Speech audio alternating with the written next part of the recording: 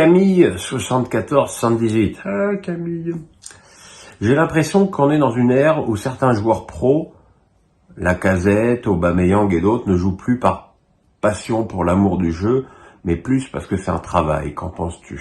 Je pense qu'on parle de là, enfin, pour les deux exemples que tu cites, on parle de joueurs d'un certain âge qui sont tous les deux avant-centre et jouent dans des équipes qui ne fonctionnent pas.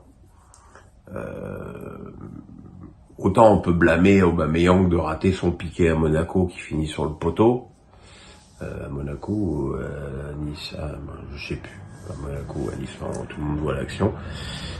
Autant un attaquant qui rate des occasions, on peut lui reprocher. Un attaquant qui a du mal à exister parce que le ballon ne lui arrive pas, c'est pas totalement de sa faute. C'est vrai que Lacazette, on a un peu l'impression que c'est une âme en peine avec l'OL, mais c'est vrai aussi qu'il est peu et mal servi depuis le début de la saison. Et peut-être que ces joueurs-là auraient un rendement tout différent dans une équipe qui fonctionne avec plus d'insouciance. Camille, 74-78, encore. Suite aux incidents avec le bus de l'OL la semaine dernière, la LFP prévoit les voyages de joueurs en train pour des trajets de 2 heures max. Comment peut-on gérer leur sécurité si on n'arrive pas avec un convoi bus ? Ça, c'est une excellente question. Et on est typique dans des effets de manche écolo. Voilà. Sauvons la planète.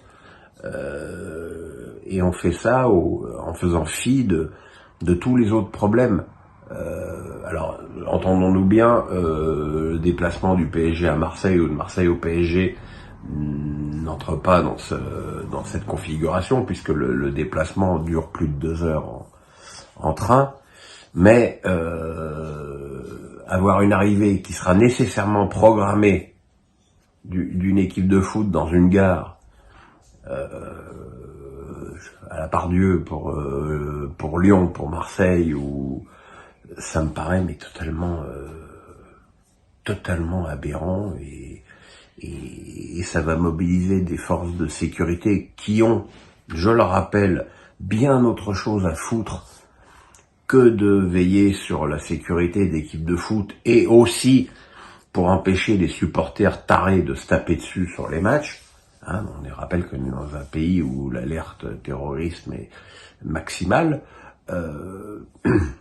Voilà, je pense aussi que, encore une fois, on a pris cette décision, enfin c'est surtout au niveau de l'équipe de France, qu'on a pris cette décision sans réfléchir aux conséquences sécuritaires, et que l'incident de Marseille-Lyon plutôt, remet tout ça en perspective.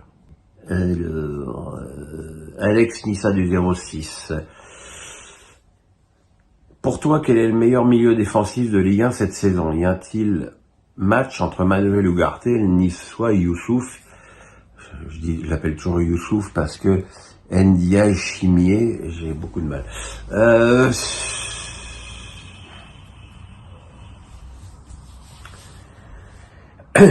Il y a une grande différence entre être milieu défensif dans une équipe qui attaque sans cesse comme le PSG, qu'une équipe comme Nice qui cherche d'abord à avoir une assise défensive extrêmement solide.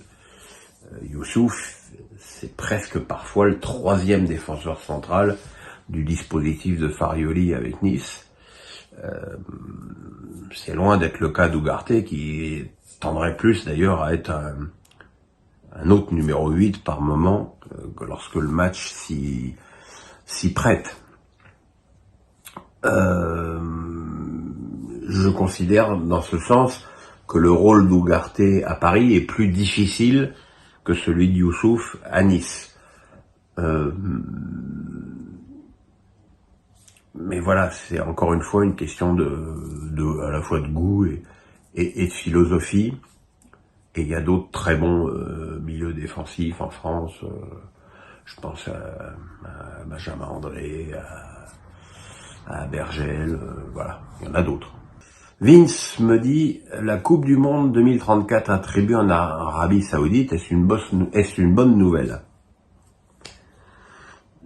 Elle n'a pas été attribuée, elle a été attribuée faute de combattants, puisqu'il n'y avait pas d'autres candidats que l'Arabie Saoudite. Une Coupe du Monde, ça coûte excessivement cher. une fois que des grands pays comme la France, l'Allemagne, l'Angleterre, peut-être un jour l'Espagne, on refait tout leur stade, ça se justifie pas. On sait que l'Arabie Saoudite, comme le Qatar, ils vont faire pousser 10 stades sublimes comme des champignons. Après, il y a du monde dans les matchs de foot en Arabie Saoudite depuis leur recrutement pharaonique cet été. Maintenant, je veux dire, qui d'autre veut organiser la Coupe du Monde? C'est aussi ça pas le problème, mais on peut s'en inquiéter pour des raisons de droits de l'homme, des raisons écologiques, mais bon, si c'est le seul pays candidat, c'est le seul pays candidat, qu'est-ce que vous voulez qu'on y fasse? Brax me dit, encore un but refusé pour un hors-jeu limite, c'est la deuxième fois que ça coûte des points au Racing Club de Strasbourg.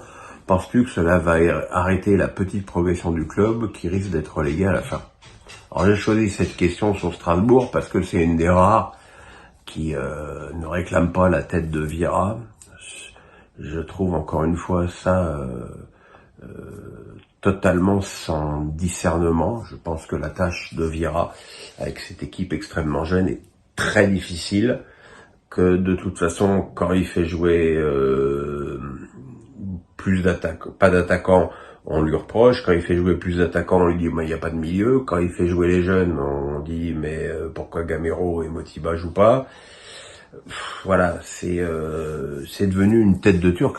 Le Vira out était en top tweet hier. Je sais pas si vous vous rendez compte.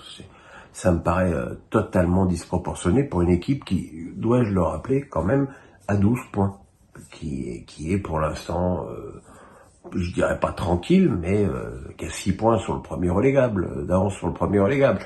Donc voilà. Le but refusé pour ce hors-jeu de Emega, je dis encore une fois, même avec le révélateur, on voit pas qu'il y a hors-jeu.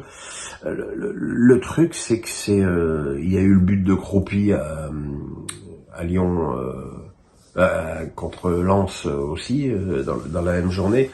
Voilà, encore une fois, je sais que sur la proposition d'Arsène Wenger, le board étudie le fait que pour que tu sois hors jeu, il faut que ce soit tout le corps qui soit hors jeu, et je pense que ce serait une avancée extrêmement importante. Alors évidemment, des fois, il manquerait un bout de pied, mais au moins, il y aurait toute une partie du corps qui serait hors jeu, qui serait pas hors jeu, et je trouve que ce serait une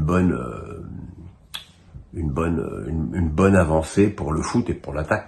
Flavien Després me dit, que penses-tu des supporters lillois qui ont été interdits de se déplacer au Vélodrome à une journée du match alors que tout était bouclé pour leur déplacement, sur lequel ça faisait des mois qu'ils travaillaient dessus pour trouver les moyens financiers et sécuritaires? C'est honteux. C'est honteux. C'est surtout les prétextes trouver une soi-disant rivalité entre les Lillois et les Marseillais qui est pas supportable, surtout quand cette décision intervient à 24 heures du coup d'envoi. Encore une fois, c'est la solution de facilité, mais comme je l'ai dit, je peux pas me contredire dans une question précédente, les forces de l'ordre en France ont autre chose à foutre qu'à veiller sur la sécurité des supporters. Surtout en ce moment avec ce qui se passe dans le monde. Après, ce qui est un peu étonnant, c'est que quand je dis les Marseillais, comprenez quand je dis ça, mais je veux dire, à l'arrivée, ce sont les adversaires de Marseille qui se trouvent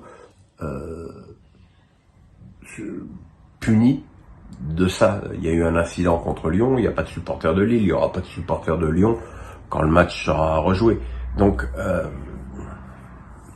mais c'est un sujet, c'est très facile de tailler sur ce sujet.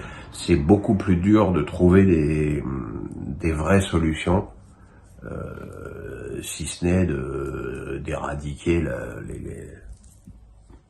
les voyous qui commentent, qui font des vrais troubles.